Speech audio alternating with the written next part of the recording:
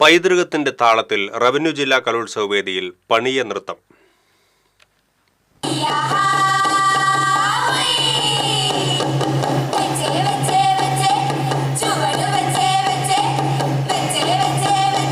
കലോത്സവ വേദിയിൽ രണ്ടാം ദിനത്തിന്റെ പകലിന് വരവേറ്റത് ചുരമിറങ്ങി വന്ന് തുടിതാളമുയർത്തിയ പണിയ നൃത്തമാണ്. വയനാടൻ മണ്ണിന്റെ തനത് ഗോത്ര കലാരൂപമായ പണിയ നൃത്തം ആദിവാസി സമൂഹത്തിന്റെ സാംസ്കാരിക തനിമയും ജീവിതരീതിയും വേഷപ്പകർച്ചയും അതേപടി വേദിയിലെത്തിച്ചപ്പോൾ കാണികൾക്ക് അത് നവ്യാനുഭവമായി.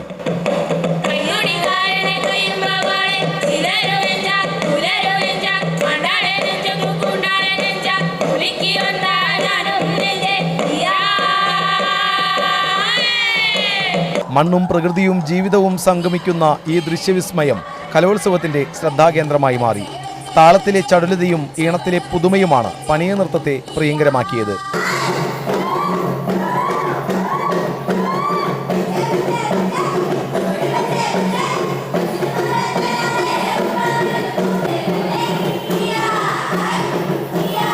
കഴിഞ്ഞ വർഷം മുതലാണ് സ്കൂൾ കലോത്സവത്തിൽ പണിയ നൃത്തം മത്സര ഇനമായത്. ഹൈസ്കൂൾ വിഭാഗത്തിൽ 10 ടീമുകളും ഹയർ സെക്കൻഡറി വിഭാഗത്തിൽ 12 ടീമുകളുമാണ് മാറ്റുരച്ചത്.